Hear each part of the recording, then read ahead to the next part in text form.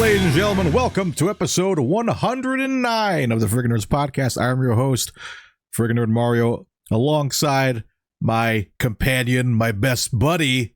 It's Friggin Nerd James. What's going on, James? What is up, Friggin Nerd crew? What's up, Mario? Hope everybody's having a good one.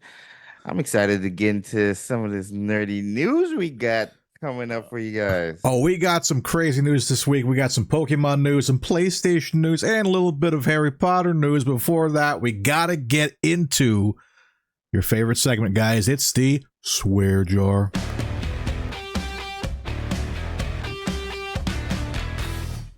And for gosh sake, watch your language. Each week we get together here and are given a keyword that we are not allowed to say during the podcast. Each time that word is said, $1 does not get into the swear jar, but the specific hosts get a point. The host with the most points by the end of the episode will be our loser and have to endure 2 Birdie Bots every flavor beans. And this week, the swear jar, we always dip into our patrons, and we had one patron suggest 2, but I'm only going to put 1 because come on now, we can't be that tortured that bad. But I think this one is pretty rough alone. This week, provided by Raylos over on Patreon, is the word Harry. Harry. Now, are we allowed to say hairy as in my face is hairy? Am I gonna get penalized for that? I think we will. I don't think they're giving us any slack tonight. I don't think so. They never do. They never do. Nope. But Guys, with that being said, after the sentence, we can't say the word Harry. Hairy armpit. Starting right. Hairy toes. Hairy head. Now. Hairy. Ooh, that was like cut in half, I feel. Hey, we're good. We're good. I think we might be good. I think we might be good. We're good. I don't know. We're good. But man, let's get into this first bit of nerd news because it's a lot. I got to read a lot here, but I'll do it. Today, we're recording this on the 27th. This morning, we got Pokemon Presents.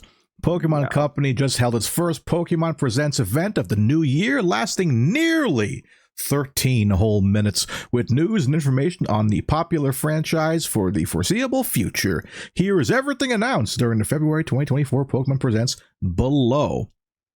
Oh, it's a lot. It's a lot. Starting off with, we got some new Terra raids in Scarlet and Violet that start tomorrow. Today is not the only the first day Pokemon Presents event is here, but also marks the anniversary of Pokemon Red and Green, released in Japan. To celebrate Pokemon Scarlet and Violet, players will have the chance to do a Terra raid where they can catch one of 3 final evolutions of Gen 1 starters. The event starts tomorrow, 28th, which includes the Mighty Venusaur event, which ends on March 5th. The next event starts March 6th, and players will be able to catch the Mighty Blastoise until March 12th. And on March 13th, Terra raids to catch the Mighty Charizard will begin and conclude the... Oh, come on now. I was going to say that's the day before my birthday. What a nice gift. But the James had to come in and be like, oh, the worst starter. You're just jealous because he's on more pictures. Any hoosers. Next, we got Pokemon Horizons. The series collaboration event starts next week in Pokemon Go. A new collaboration event between Pokemon Go and the anime series Horizons. The series kicks off March 5th, 2 days before Pokemon Horizons. The series premieres in the US exclusively on Netflix and will continue on March 11th. As part of that collaboration event, Terra Caradet. I can never say these stars' names. Yeah, charted Armor like Rouge and Leads. I'm probably going to kill all these names. All of which were Pokemon Go. Yeah, all of which Pokemon that originated in the Pladia region will arrive in Pokemon Go. Additionally, Pikachu wearing Cap's hat will be a new costume Pokemon that will appear during the event to add to your crazy Pikachu costumed collection. And possible shiny too. Oh, get those shinies. We need those shinies, baby. Next, a kind of pleasant surprise, in my opinion. We have a new Pokemon TCG game coming to mobile. That was crazy. That was a really big surprise. If you're looking for another way to play Pokemon on your phone and you are a fan of the official Pokemon trading card game, I have good news. During today's presentation, Pokemon trading card game Pocket was announced. This game will allow you to collect virtual Pokemon cards in addition to battling with your friends. Pokemon Trading Card Pocket is a collaboration between the Pokemon Company, the Pokemon Trading Card game creator Creatures Inc., and Masters X creator DNA. The game is designed for those familiar with Pokemon TCG in addition to those who love Pocket monsters but never played. Pokemon Trading Card Game Pocket is out sometime this year on iOS and Android. I'm really excited about it because I feel like they kind of mentioned it. It's a way to teach people how to play the card game. Yeah, especially if you don't have access to the cards or even know where to start. You know what I'm saying? Because there's so many packs out there.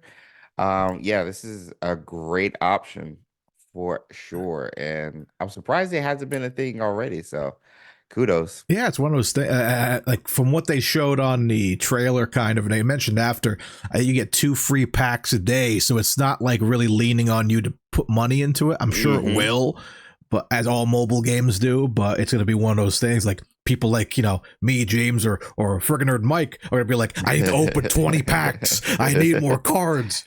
And it's like, and it's like, I like that feature of like some of the original art will give you that kind of like AR mode where you get to zoom in and go into the card and see the world inside the painting. I'm like, that's exciting. Maybe we'll see some rat spurts in there for all you Wizard Unite fans out there. And lastly, the grand finale. We were like 13 minutes in or so, and we're like, is this it? I'm excited so far, but it's got to be something else, man. What else do we have here?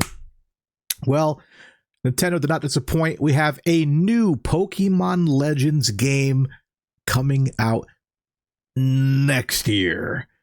The major announcement from today's Pokemon Presents was a teaser trailer for a new Pokemon Legends game. While no gameplay was shown, we do know that the Pokemon Legends ZA will be set entirely in the city of Luminos City. I can never say it right. The name of the city that should familiar to Pokemon fans as a major city in the Kalos region.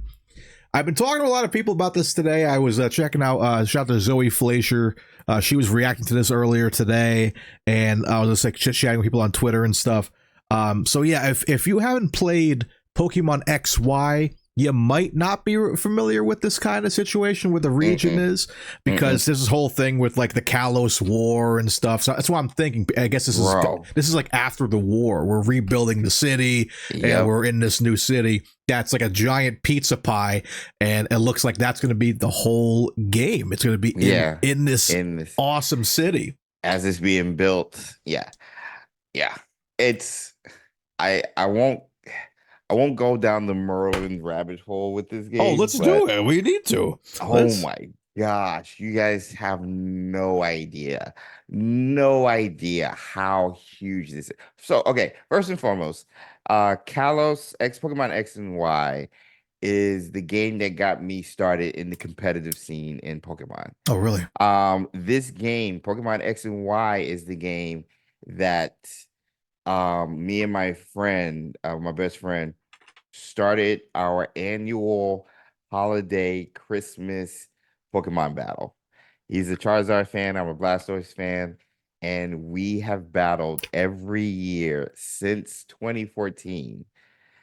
Every year. And I'm assuming you won every year. No. I didn't. Blastoise for the Charizard. That's got to be a little rough.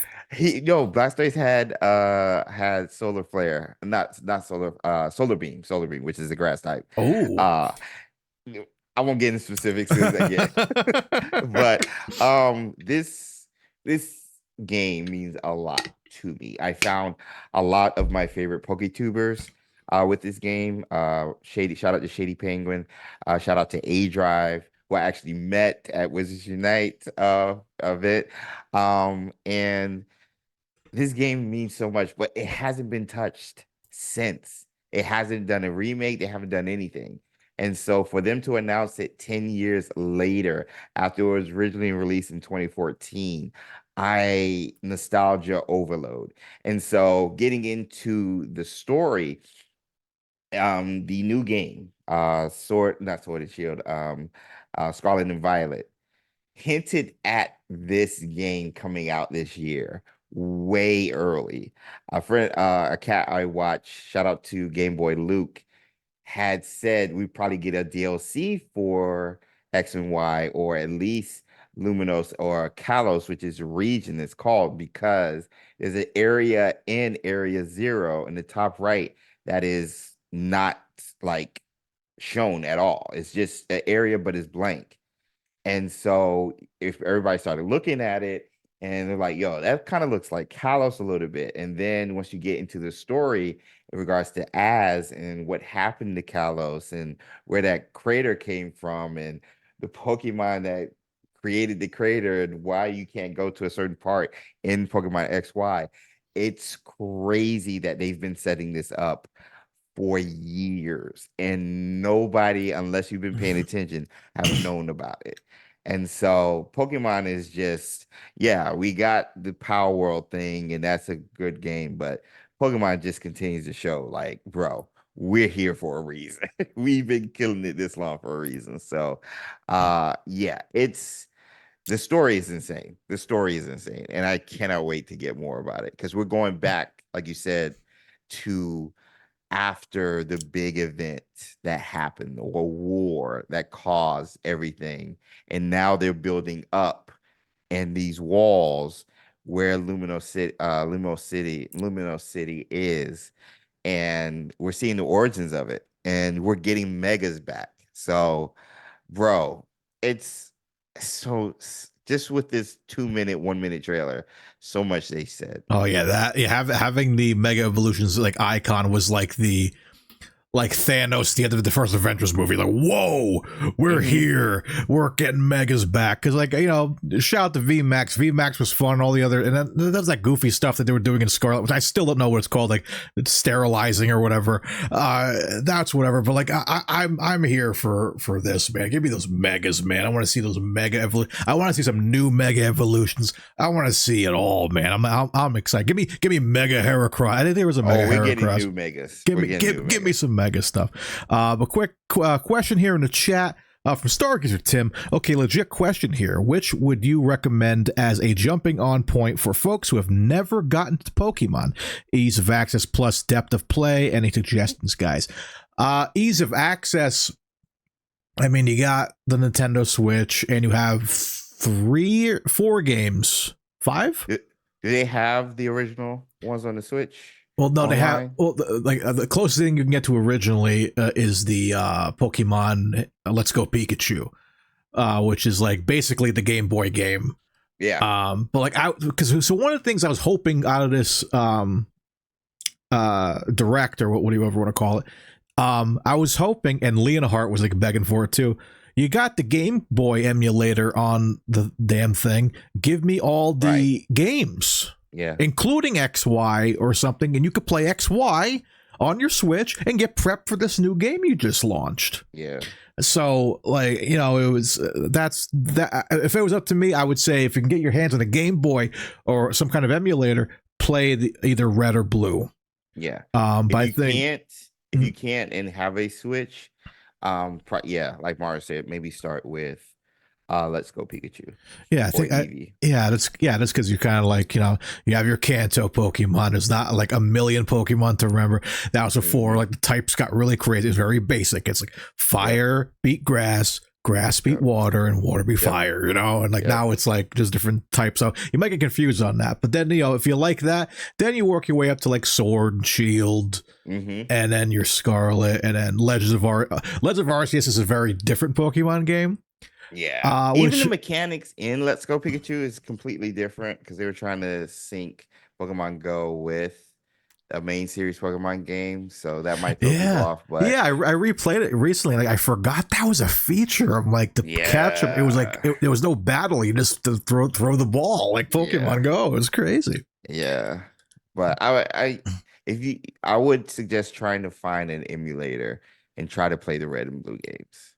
They're basic, they're old school and stuff, but there's a certain charm with them. Once you get into that, then let us know if you've beaten it, and we'll get you into Johto, into Pokemon Gold and Silver, and then actually, Pokemon. Speaking of emulation, Starius Tim, you hit me up on Discord later. I got something to show you. I got something to show you. I think you'll appreciate. There you go. So, but like Pokemon is so awesome, and I'm just glad that we're still going with it. Like again, like you mentioned, the Pal World thing kind of put like bad taste in people's mouths this year for Pokemon because they're like, wow, these guys, like 16 guys, made a better Pokemon game than the Pokemon Company. I know, but I wonder if this is like their big clap back, like y'all wanted it, we're going back to the X and Y kind of situation. Here you go. So people are saying, they're like, oh, they're trying to clap back. I'm like, I'm sure they're going to like take some notes and be like, let's make here's the thing. There's nothing coming out this year, James. Nothing coming out this year. Well, and that's the thing. Everybody's been like, yo, slow down, make an actual good game that isn't buggy, and like the the game doesn't like suck when we first launch it, because like the frame rate drops and all the bugs that was going on with Scarlet and Violet dropped. Everybody's like, yo, take your time, give us a good game. And it sounds like they're doing it. And it sounds like it might come possibly on the Switch too. I think so too. Only because I don't know if you like caught onto this as well. When they put the date at the end, or like the announcement simultaneously with what? What, you ask? The Switch 2. So I think they really are working to bust their ass, because this thing's got to look good on the Switch 2 and the original Switch. So I think this is going to be a pretty special game, because Scarlet and Violet got there after a while, but I'm still seeing windmills in the distance going like this. And that always drives me nuts. I'm like, this is a Pokemon game in 2024. Come on. What are we doing here? Oh, even Arceus looked better. Arceus had that like Breath of the Wild vibe going for it. And I loved Sword and Shield. That time with Sword and Shield was tremendous. So tremendous. But like, yeah, it's just like, now we're here. And we had like two like really like meh DLCs for Scarlet and Violet. So I'm just happy to know that there's other Pokemon stuff on the horizon, and like they're not keeping us starving. They're giving us these mobile games. It's a Pokemon Go events and all that. So like there's always some. And we didn't really mention it in there. It's kind of a small thing. Pokemon Sleep has legendaries now. Like you can play Pokemon while you sleep now. Like there is so much Pokemon for everybody. So I think we're there.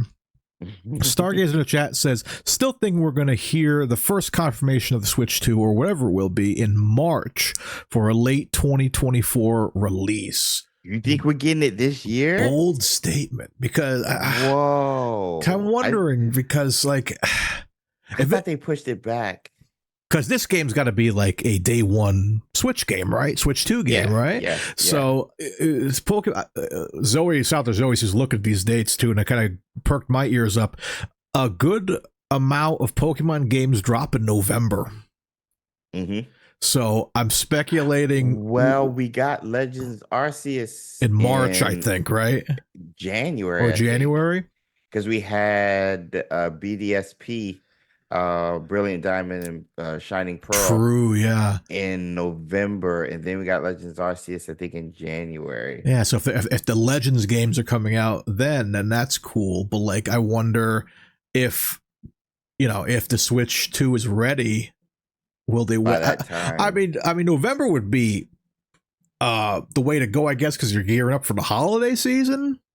Yeah. But like, then again, you want more time for pre-orders, so I could see the summer as well, like midsummer. I just don't see it. No. I don't see a Q1. You think they're gonna like? Like It's coming Q1. I think it's coming quarter. In our hands, Q1. Yeah. This year? Next year. Oh yeah, next year. Yeah. Because I think I even read recently they said they pushed it to 2025 Q1 because they wanted to make sure they were worried about shortages with units and like certain components within the new Switch that they didn't want to have to worry about having enough for because they know it's going to sell like hotcakes. So I think no later than March 31st, 2025, we'll have the Switch 2. And since Pokemon Legends RC is released at the end of January, I can see a February release of Pokemon Legends AZ or ZA, whatever, to correspond with Nintendo Switch 2. I can see that happen. All right, you say late March. I'm gonna say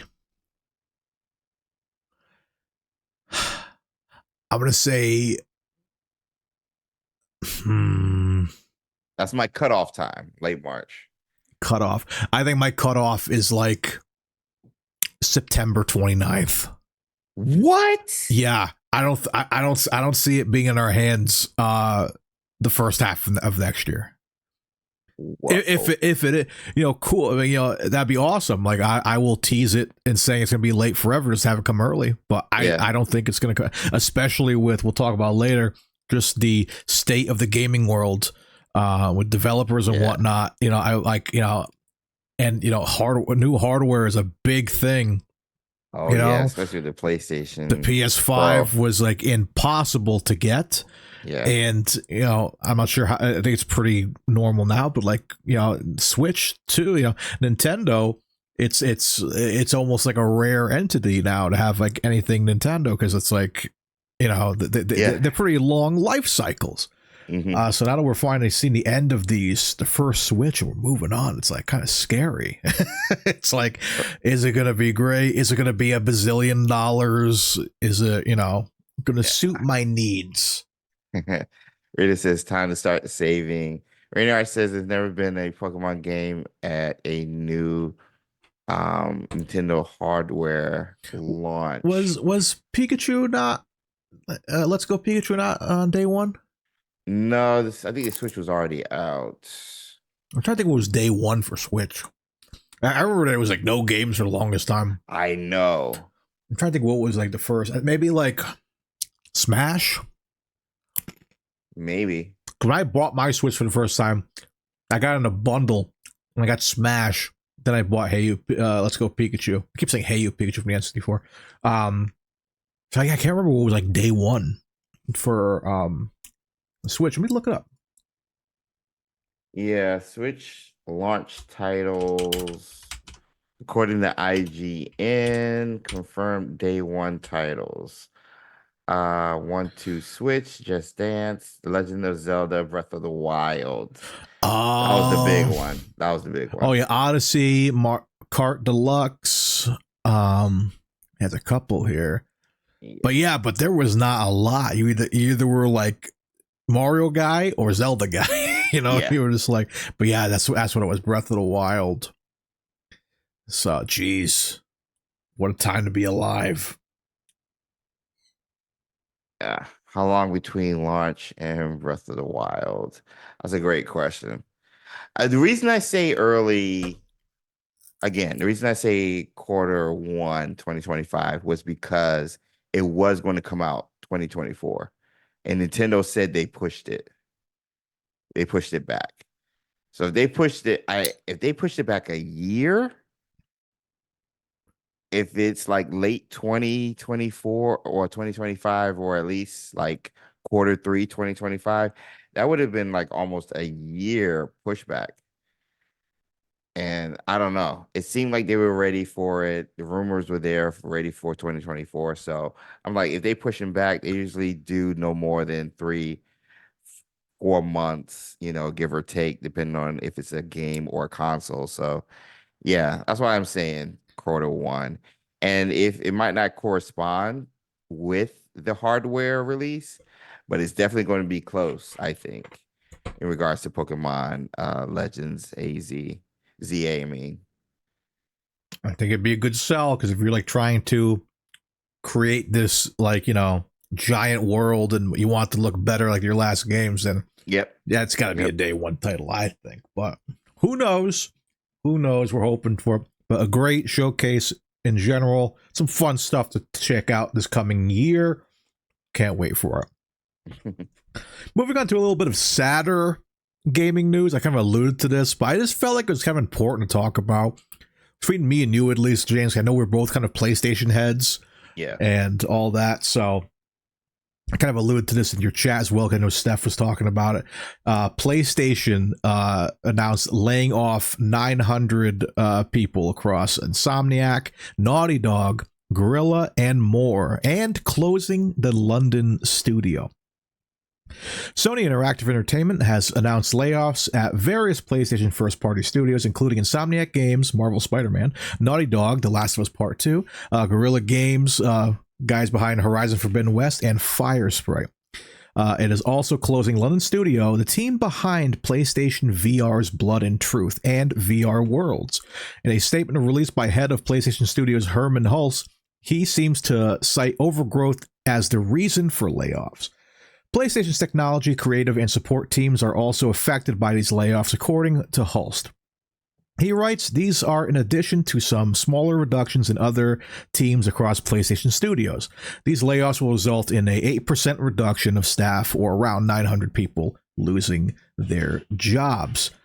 He continues, stating growth itself is not ambition, likely alluding to the overgrowth within the PlayStation Studios as a reason for the layoffs. Hulse also says PlayStation has looked at its studios and portfolio to evaluate projects in various stages of development and has decided that some of them will not move forward. Now, I think the first question to kind of discuss is what's the solution? What fixes this? Why are there so many layoffs? And are the layoffs going to improve PlayStation as a company, or is it slowly kind of deteriorating it?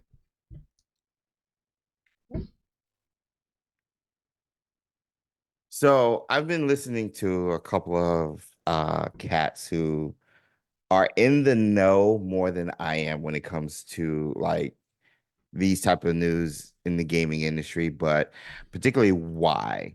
And a lot of people don't realize that during the pandemic, companies were paying a lot of money to developers and employees to make these games so we can have something to entertain people. People were playing at home. People were not going out. So video games were blowing up. Everybody remembers, all the games that everybody played during that time period, with Among Us and Fall Guys, and even the Nintendo Switch game that Animal Crossing. Animal Crossing, exactly. That's how we kept each other sane. Exactly. And so these publishers, these companies will put in a lot of money into these developers and stuff to make these games and stuff. And what you're finding out is they put more money in than what they actually had. And so you're seeing that they're not getting their money back, and they can't afford to keep all the people they had on that they originally did. And so one person said it's going to get worse. We've had 6,000 layoffs in the first couple of months of 2024. Just in the first couple of months. There's only been 2 months, and they've had 6,000 layoffs in the gaming industry. I think it was a total of 14 or 15,000 last year, maybe even 9 in between that when we closed out 2023. And so a way to fix it is, honestly, people are looking at live service games because you get a steady stream of revenue from live service, whether it's through battle passes, cosmetics, and other aspects. There's a reason mobile games are still flourishing. It's because they get a steady revenue of income with microtransactions and in-game purchases. We as gamers don't appreciate it, but if it's a good game, people will spend money on it. That being said, making games is expensive, and the more hardware gets advanced, the more money they're going to start putting into having to develop a game. So a game like Spider-Man 1 might have cost like 100 million. I believe Spider-Man 2 was north of 200 million. And it's steady going up just to make these games and stuff because everybody wants to up the ante and stuff. So I've heard rumors that Grand Theft Auto 6 could be close to over $1 to $2 billion to make. These are just rumors people are throwing out there because they know it's expensive to make a game. Think of Suicide Squad Kill the Justice League, that a lot of people are just claiming is a flop right now based off of what even the WB Games head sales rep had even said as like, this is a flop in comparison to what they made last year. Now that's not fair because it was Hogwarts Legacy and it made $12 million.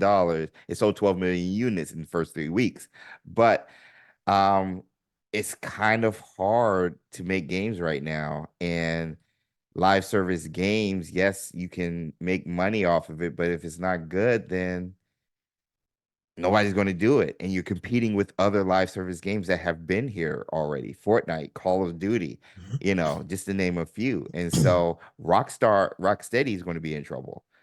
And so a way to fix it, I mean, people are looking at live service stuff and everything, but just like with the movies, make cheaper games that are great stories and bring people in. Power World is blowing up right now. Helldivers is blowing up right now. All of those are games you can play with other people. Start there. Look at the formula they're bringing.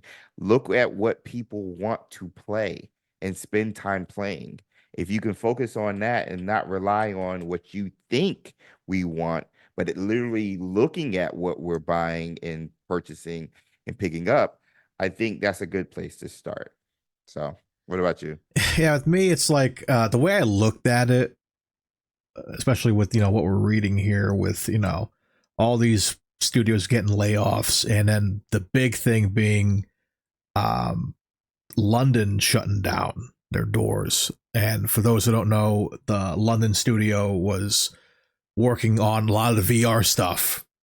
And frankly, every time I do a Game Awards or showcase of some kind, like with PlayStation, we react to it, the chat, and me including, grown at the VR section because not everybody wants to play VR. There's a big percentage that don't care or just don't simply have the room or the money. Yeah, there was no love for PSVR, so it's no surprise that the London studio shut down because there's just no one who wants to do it.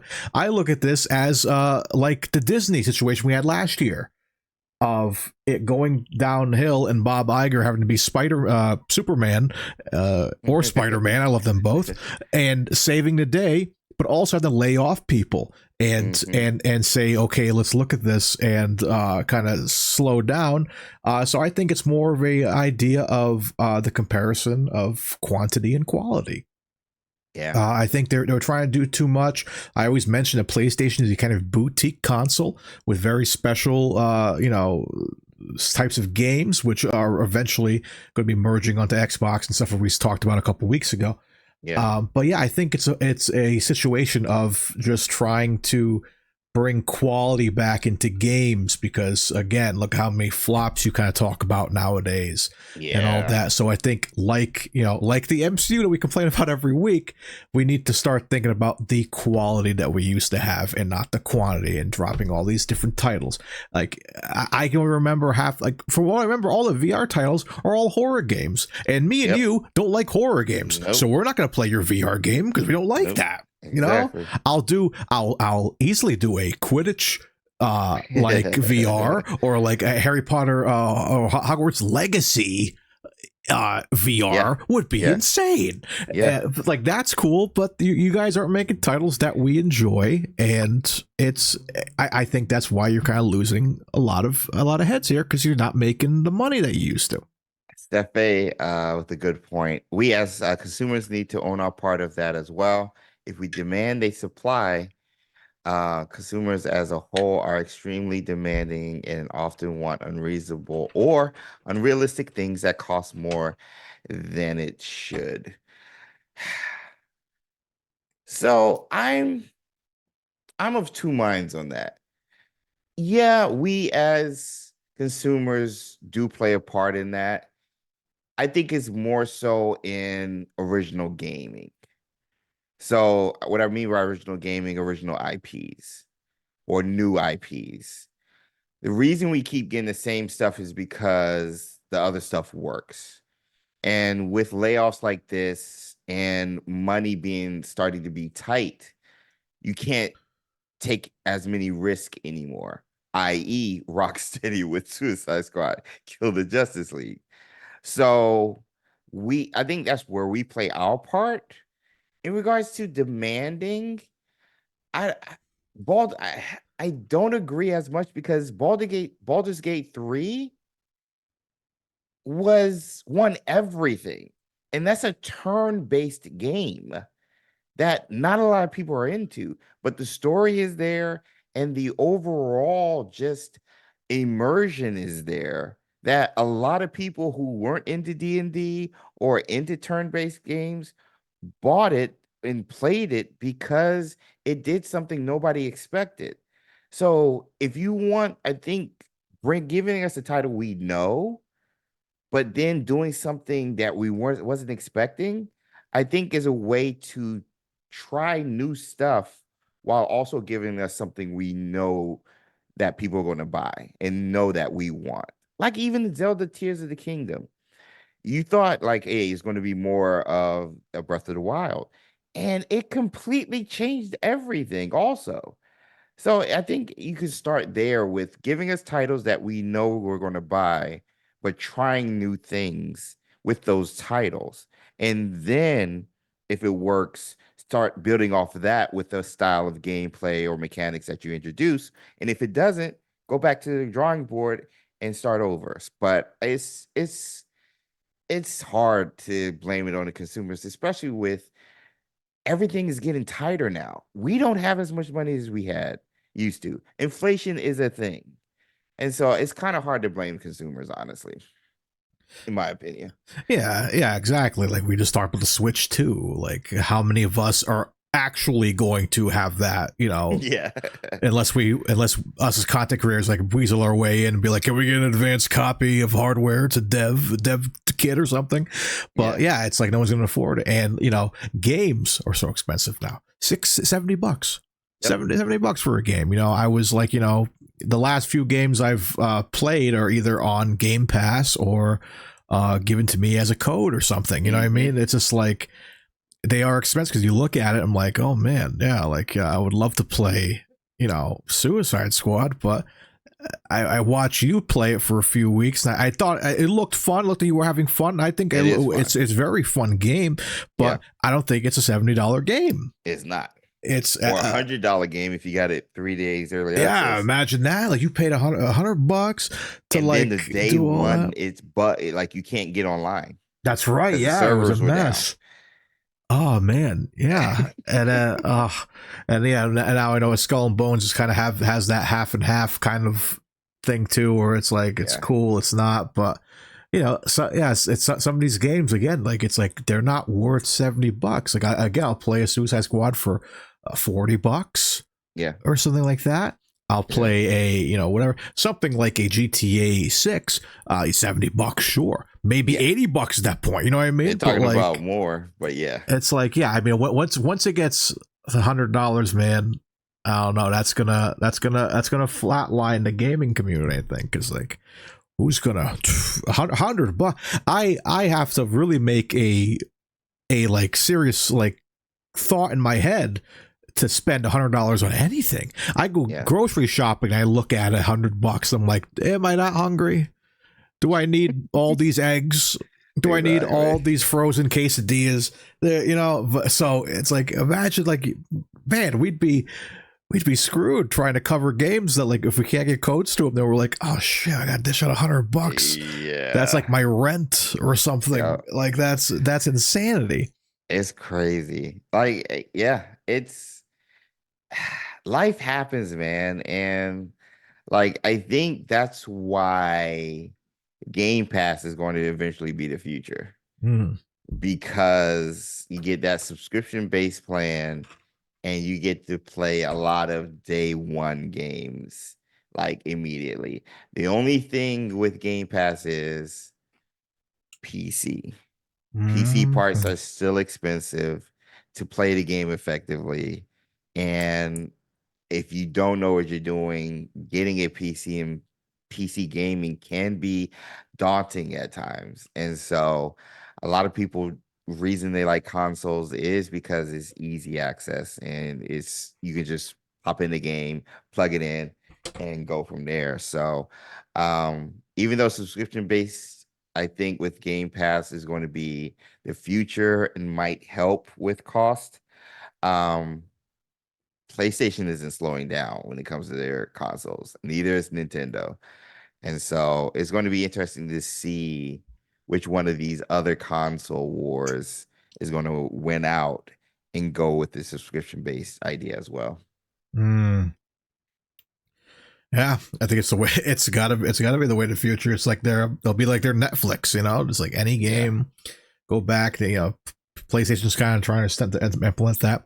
Yeah, I think that's the way to go. That thing being said, we hope that, you know, these laid off people find some work. I see a lot of people like talking to me like on Twitter, like, oh, Avalanche is hiring a lot of people. What's that mean? Is there DLC there? And I'm like, no, it's because nobody has jobs. They want to hire people. Well, they got space to hire people because the game they put out killed it. Like in an industry that is always losing positions and firing cats, Avalanche is hiring like crazy right now. Yeah. And so everybody, it could be the same for other companies if you put out a game, a good game, man. Like that's it. Like Naughty Dog was working on a live service game and had to stop 5 years. I think it's at least 4+ years of development of a live service Last of Us game. They stopped all that money, 5 years worth, all those employees, all that tech, all the stuff they paid for, even the rent on the building system, all that they paid for, gone. So they can go and focus on narrative single player games. That's why this stuff is like failing. Stuff like that. I just please PlayStation gods and video game gods. So other one I've been seeing a lot too is IO Interactive. They're looking for a lot of people too.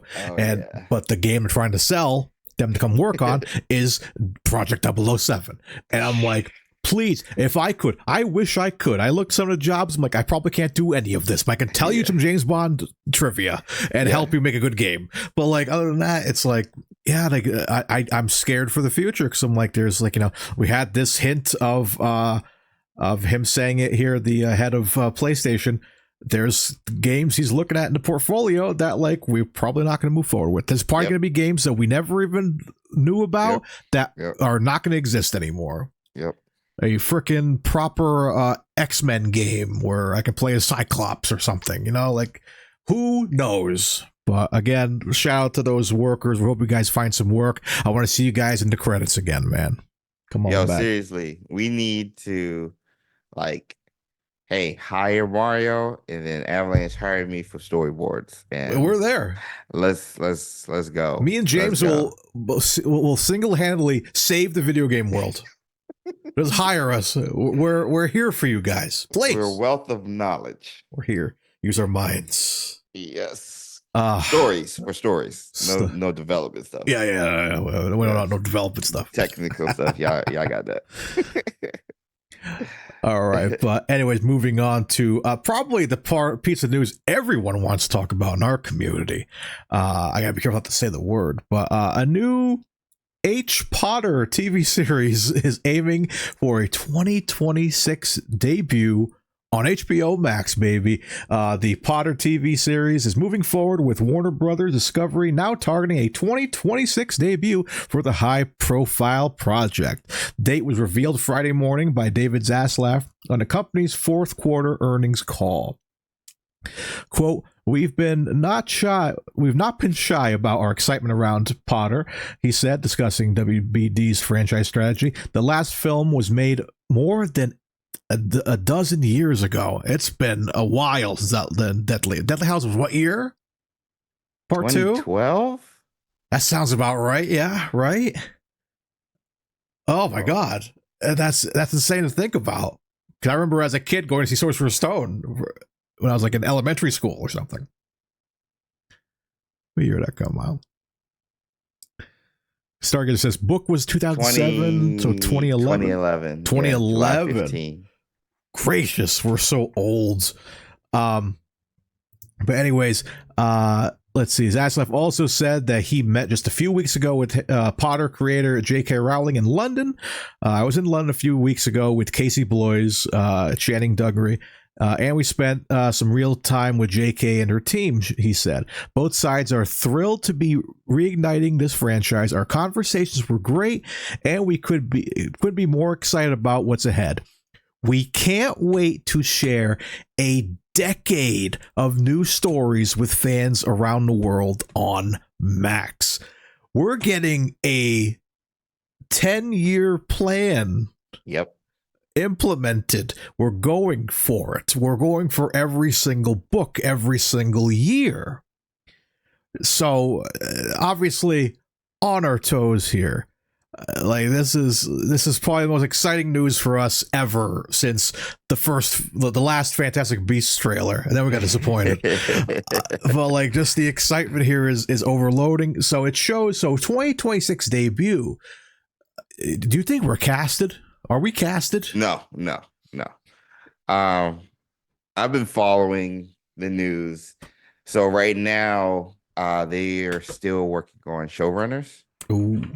And they've narrowed it down to 3. It was 4 or 5 that had threw their hats in the ring and met with JK and some of the higher ups over at Max.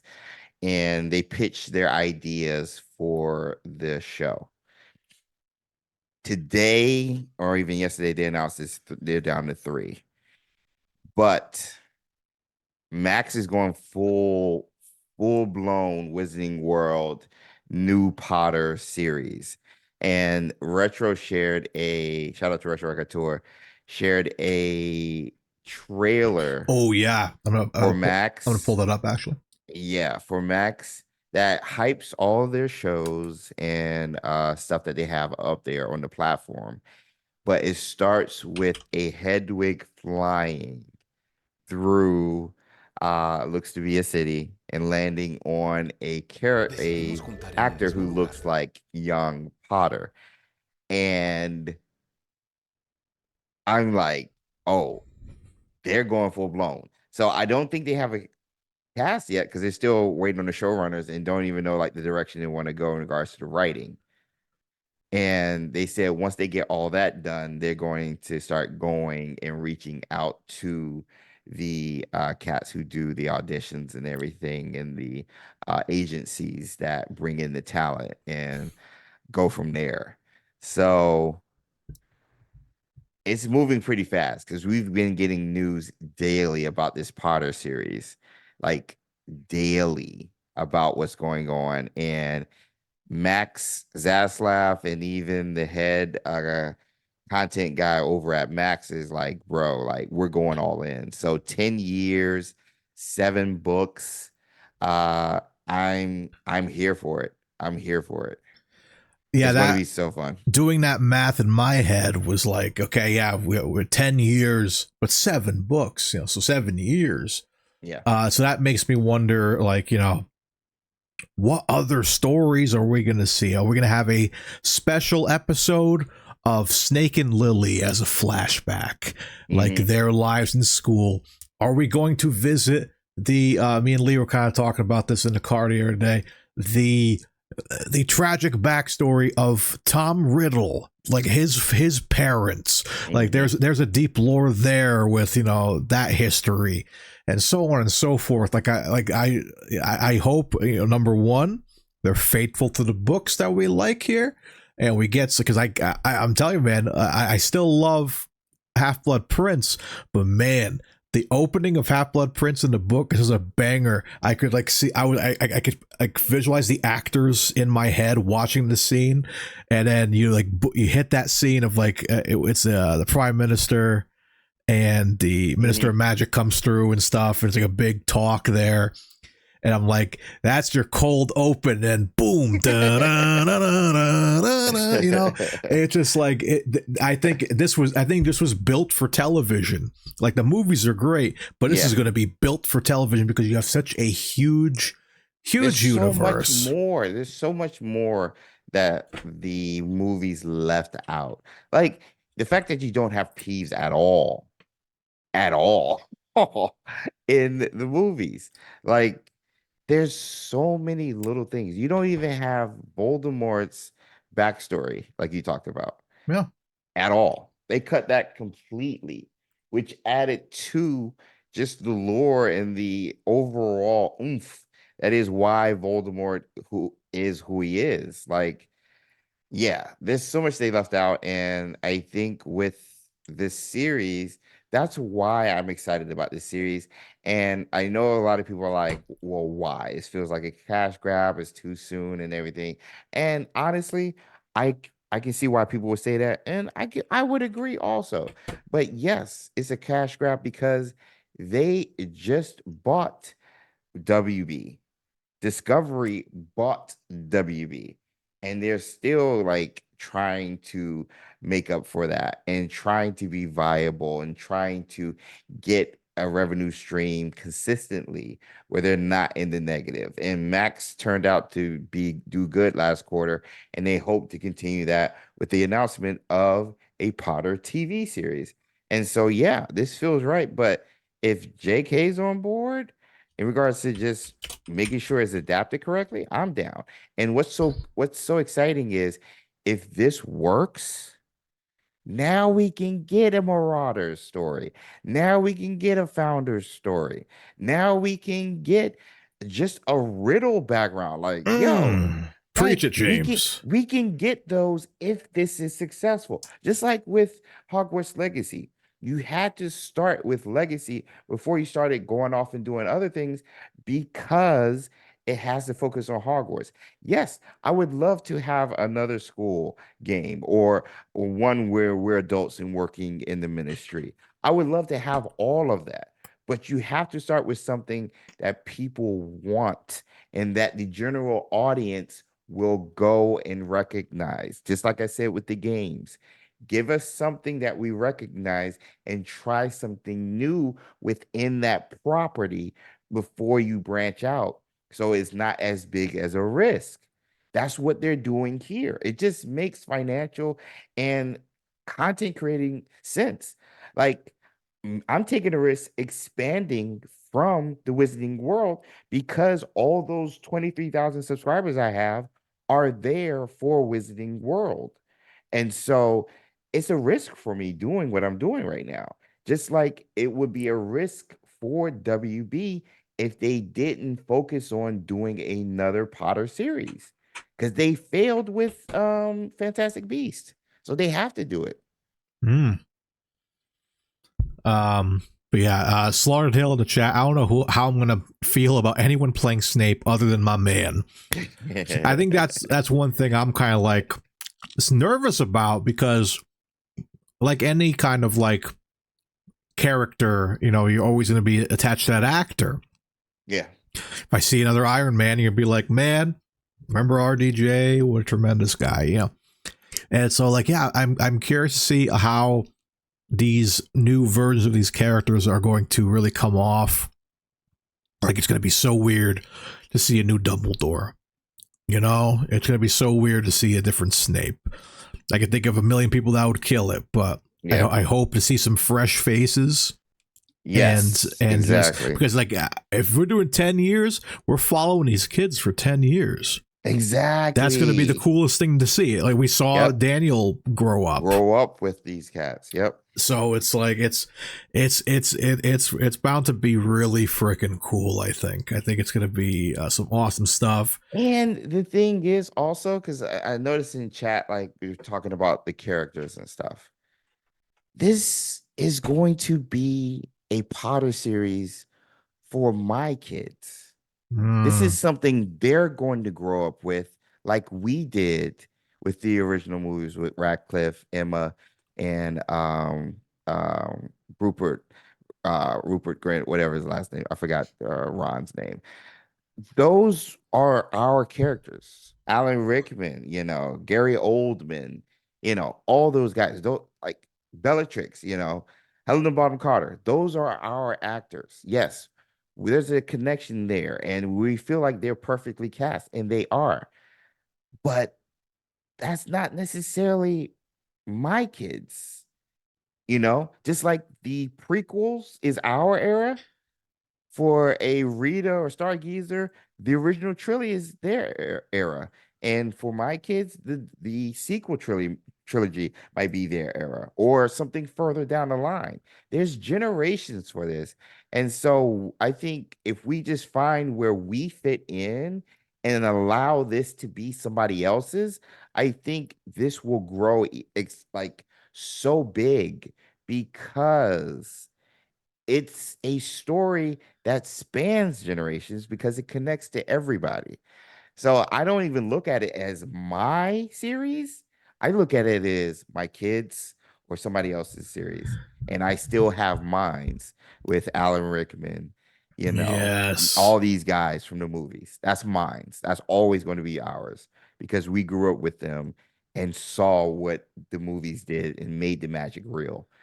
Now these kids in this new generation get to experience that right now, and we get to come along and guide it and pass the baton to them and enjoy it with them. That's how I look at it. Well, Corgi Chica hit me right in the heart with an arrow, and everyone else has hit me in the heart with the arrows. She started off with saying, I'm going to be in my 50s when the show ends.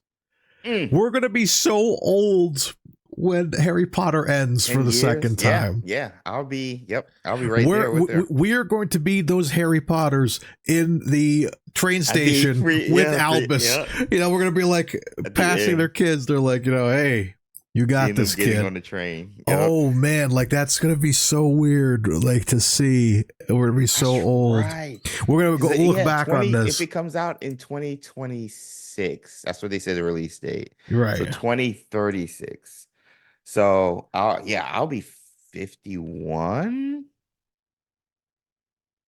Oh my god! I think I'll be 44, 45. No, 45. I turn 40 next year, 2025. Yeah, next year. Damn, man. Oh my gosh. It's so weird to think about. Like, something. Are we still going to be covering it? Like, we'll be, I know, right? Here we are. We're going to be covering episode 17 of season 10. My kids would have graduated high school by that time. Wow. By the time it's over. Wow. Oh my gosh. That's so weird to think about, man. Man, 10 years. Oh my god. How old are we going to be when we... Yeah, I always think it's always weird to think about, man. Oh man. Anyways, we'll look back on this in over 10 years. Let's watch this episode over again together and be like, look how young we used to look and youthful, and now we're here on the moon recording in our Friggin Nerds studio in space. We're so hopeful. We're so young and youthful. Any Hoosers, man. I think that's all the news in the nerdy realm for you guys this week. Before we get on out of here, it's time for one of our favorite games ever. James, do you know what it is? You know it. You love it. It's time for your nonsense draft. Each week we go head-to-head a fantasy football-style draft where we pick completely off-the-wall teams relating to that week's topic. You, the listener, get to decide who assembled the best team by voting in our new nonsense draft channel over on the Friggin Nerds official Discord server each and every week. Yeah. Tonight we are drafting.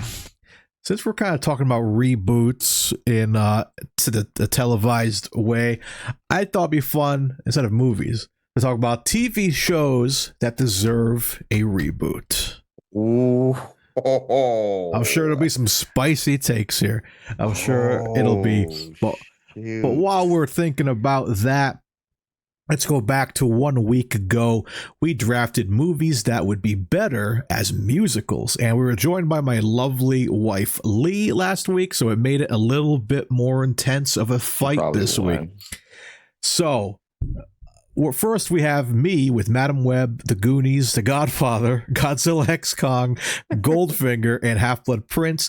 James said Forrest Gump, Lord of the Rings, 50 Shades of Grey, Top Gun, Jurassic Park, and Home Alone. And Lee hit us with Indiana Jones and the Temple of Doom, Star Wars, A New Hope, Sharknado, Chicken Run, Scream, and the entire Fast and Furious franchise. So, after adding up the totals, we have me with 3, James with 3, No. and Lee with 4. 6. Yeah, I knew Lee was gonna win. that one. Demolished us this I week. knew, okay. Demolished her. I will say, I think there's bias. Because they might be tired of seeing our faces. I think that's what it is. I think the fresh new face, we miss her. Let's give her some love. I think so. Let her win so she can come back more. I think there's some foul play there. I'm just throwing it out there. You know how my theories go. You know, I could be wrong, I could be right. You know, like shit. I mean, we could have Donald Trump on the show. They'd still vote for him because we're still sick of those guys. Unbelievable. I said Madam Web, The Goonies, and Forrest Gump would be a great musical. Actually. But anyways, guys, we're talking about TV shows that deserve a reboot. We're going to flip the tremendous Entei coin. And Tails never fails for you, James? Yeah. Always. All right. Tails never fails for James. And it does not today because another Tails for you, buddy. So you get to go first in TV shows that deserve a reboot. And as always, chat, feel free to chime in with your suggestions. He's going to need that help.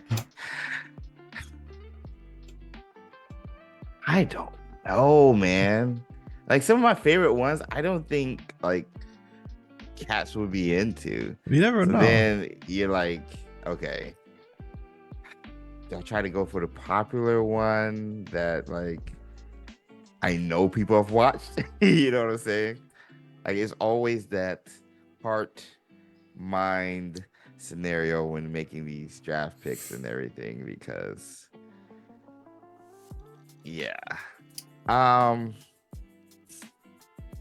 I would say something like Wishbone, you know what I'm saying? Or like Wishbone used to go Reading hard. Rainbow, like I would say all of those things because like they were just such a sentiment to my childhood. Then throw in like a Lost or something. Shout out to Britt and Mike, who would probably say that, or Freaks and Geeks, which I don't know if a lot of people watch those, but I did. So it's hard. Doug, the cartoon, on Nickelodeon, like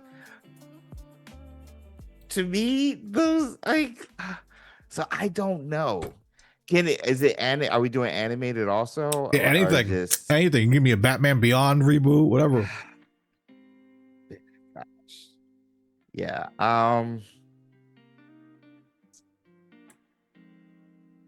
Let's do Friends. Let's go popular. Let's do you reboot Friends? Reboot Friends. Oh man. Have a new New York perk and go from there. Oh man, people might fight you for that, but that's an interesting one. Okay. Yeah. All right. I'm trying to think of like, I have like stupid funny ones that I would do. Like I think of my TV Land days, like Sanford and Son would be funny in 2024. I think. That's what I'm saying. Like man. The Brady, Monsters, Brady Bunch, stuff like that. It's Dick like Van Dyke was my show. Oh, Dick Van. I watch every once in a while with Lee. I'll show her like this is a real comedy right here. It's so good. Yeah. And which is, you know, if you I put it on, and she's like, "Wow, this is a lot like WandaVision. It's like the same kitchen." I'm like, "Yeah, that's what it was. That's what they pulled it from. Was Dick Van Dyke show." Yeah. Like it's really the exact same kitchen. So yeah, if I want to be in that realm, I think for comedy's sake, I just think it'd be funny. I want a 2024 version of Sanford and Son. Oh my gosh, yes, that would be awesome. That would be awesome. Back to you. Let's go with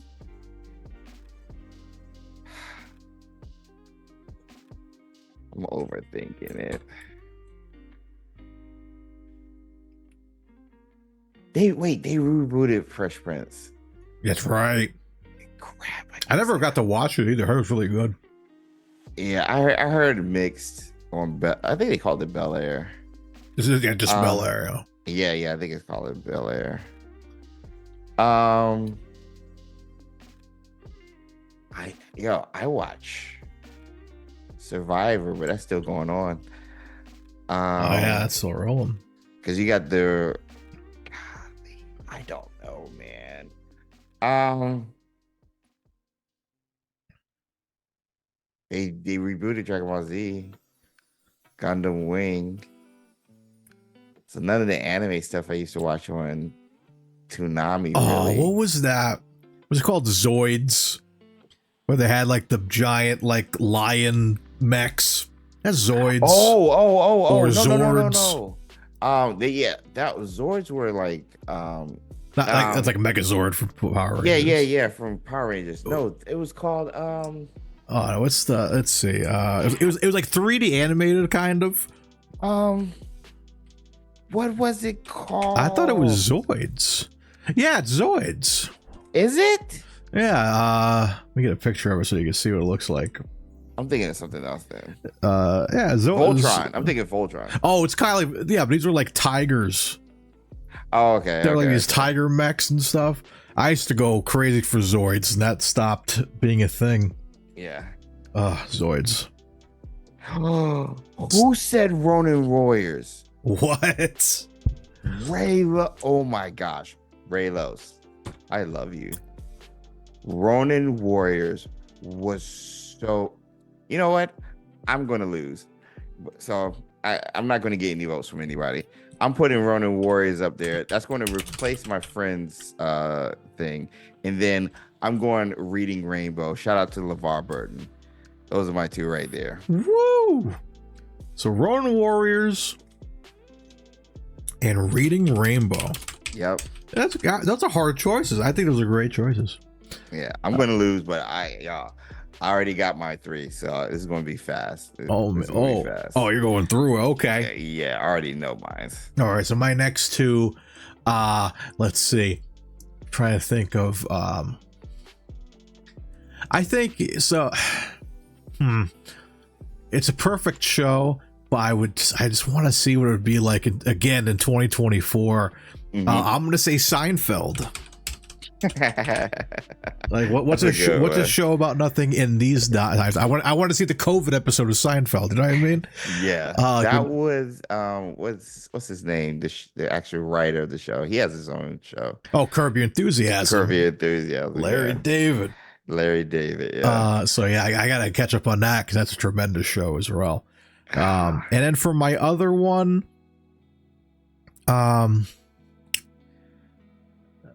it's between two. I guess I'll do the two of them, but I'll do one now.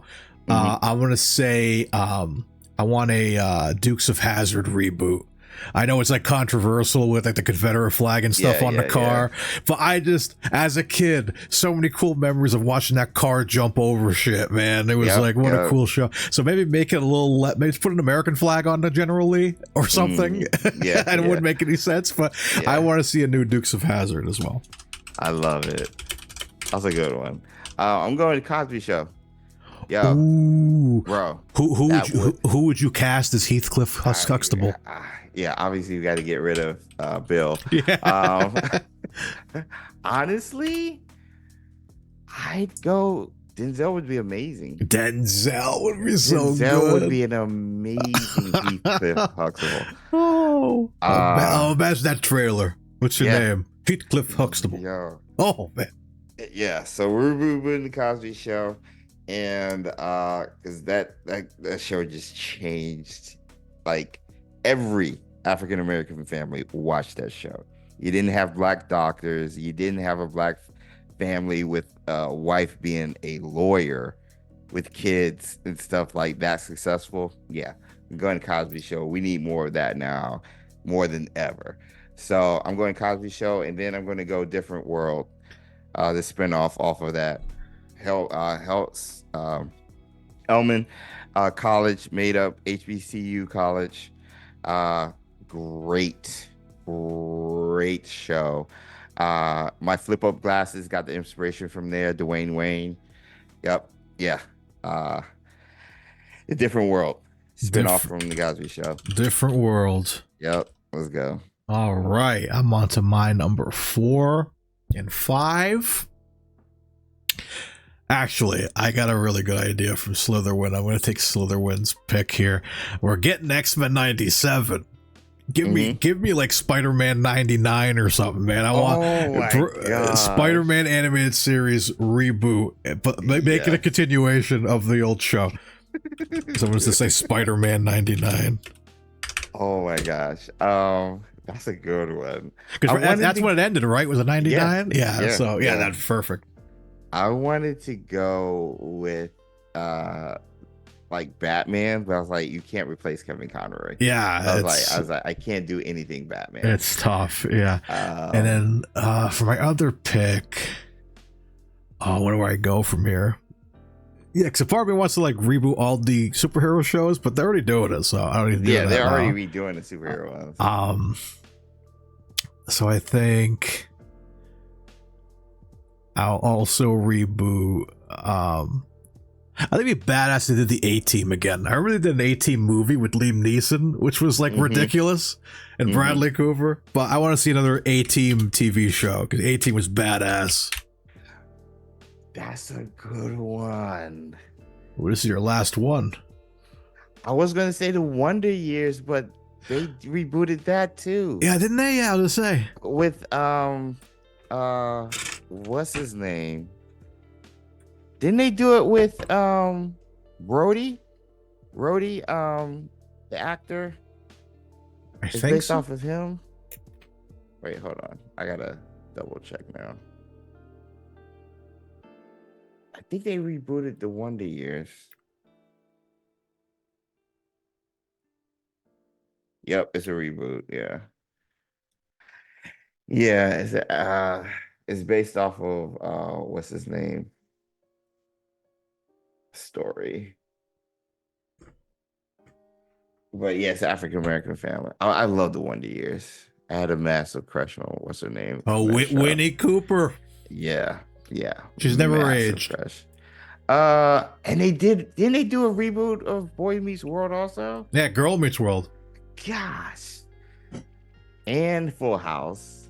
Yep, Full House. They did That's So Raven came back, I think. Dang it. There might be another one, but yeah, like they're rebooting everything, brother. Crappity crap. So let's do Rita. Good Times. Sold. Let's go. Good Times. Good Times. Shout out to Rita. Let's go. Good Times. Good Times. Ooh, I love Lucy as a good one. That would have been nice. Ooh. I would love to see a new Ricky Ricardo. And do it in the style of Mrs. Maisel. You ever see Mrs. Maisel? Oh, it's so good. Do it like that. I would go crazy for an I Love Lucy in that style. Brady Bunch, bro. If they modernize these shows, like, can you imagine like a blended family, like the Brady Bunch coming together, or even like I Love Lucy, where like Rico Ricardo is, I wouldn't say a rapper, but like a singer or something, you know, a stage performer, Yeah, or a lounge singer or something. Yeah. Even if those are like that big, you know what I'm saying? Oh yeah, I like that. Young Janet Jackson, yes, Rita, she was so cute. I think Brady Bunch did have a reboot technically, but that was like the early 2000s, like late 90s, and it was more like a mockumentary, like it was mocking the Brady Bunch. So one of my favorite TV shows ever was going to be my first choice, and I remember they rebooted it, but that 70s Show. Oh yeah, that 70s Show is one of my, that and Frasier both got reboots, and I'm just like, oh yeah, Frasier's coming back. Yeah, Frasier's coming back. Yep. Which was a spin-off of Cheers, and it's like the first real extended universe was Frasier. It was. It's insane, but yeah, it's so cool to see that coming back. Cheers would have been a good one. Yeah, I'm wondering if they're gonna do Cheers. Like that'd be cool. Ted Danson's still around, dude. He's working, so it's like, wasn't he in The Good Place or something? He was in The Good Place, and he was in a couple other things I saw recently. But he's killing it, and I'm like, man, I would love to see him, because I think he did. There is a little Easter egg in Good Place where I forgot the situation, but he's behind the bar, and he throws a drink down the bar, and it was a little nod to Cheers, and I'm like, I miss Cheers, but Cheers is the best. Everyone knows your name. Mork and Mindy. You can't do Mork and Mindy. Yeah, who's gonna be Mork, man? Yeah, you can't. Robin Williams. Do it without Robin Williams. You can't. You can't. I was gonna say this show, but I think it was going to be rebooted, but they canceled it. They were gonna reboot Alf. Wow. And because there's a whole story, he was gonna be he was caught in Area 51, he broke out or something like that. They were gonna reboot it, but I think they canceled it, and I hope not, because I really want to see a new Alf. So with that being said, I have Sanford and Son, Seinfeld, Dukes of Hazzard, Spider-Man 99, A-Team. For my last one, I'm gonna say reboot.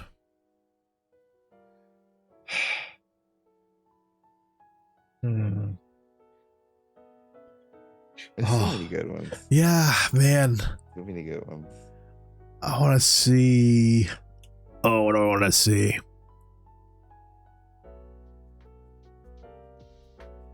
I'm going to say reboot.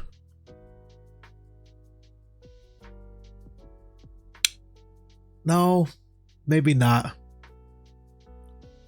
Do I want to say that one? Maybe. Yes. No.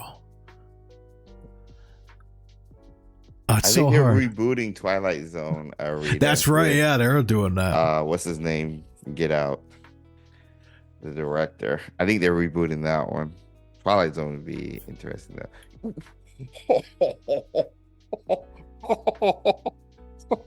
I had a mean thought.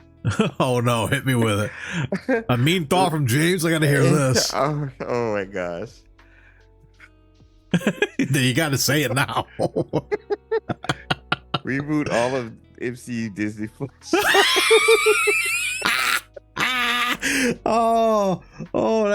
That gets the applause break. That was the best joke I've ever heard. That gets a laugh as well. Except Loki. Except for Everything Loki. else, reboot. Oh my god, that was hilarious. Reboot all the time. I could have just went down. Falcon Winter You Soldier. should have done Knight, She-Hulk. Secret That might have won you the draft. For me, I would have voted for you. Oh my gosh. I should have said that. Oh my gosh. Oh man, so good. So good. Okay. All right. All right, look at this. Oh, Moesha. Remember Moesha? Yo, Knight Rider with Kit being the Tesla. Oh my god. Oh, Knight Rider would be good. You could do a continuation Knight Rider. That's what I'm saying. Knight Rider. Bring back Hasselhoff. Feeney's still alive. He was the voice of the car. He's a smart guy. Oh my god. Oh, a Nanny. smart guy. Nanny. Oh, my gracious. Hanna-Barbera? Johnny Quest? The Ooh. Homunculoids? Oh, man. So many good shows. So many. But guys, that's going to wrap up our little draft here. Let's go over the teams. I went with Sanford and Son, Seinfeld, The Dukes of Hazzard, Spider-Man 99, the A-Team, and Knight Rider. James went with Friends, Ronin Warriors, Reading Rainbow, The Cosby Show, Different World, and Good Times. Yes. So guys, don't forget, you guys can vote over on our Nonsense Draft channel over on the Friggin Nerds official Discord. You can also join Discord, hang out with all these fun other people talking about nerdy stuff all week long, 24/7. I wake up to so many notifications of you guys talking throughout the evening about nerdy things, and I love to see it. So join us there. Be sure to join us, FrigginNerdsMedia.com, to get all your podcasts, all your videos on YouTube, and everything else under the Nerdy Sun is over there, FrigginNerdsMedia.com.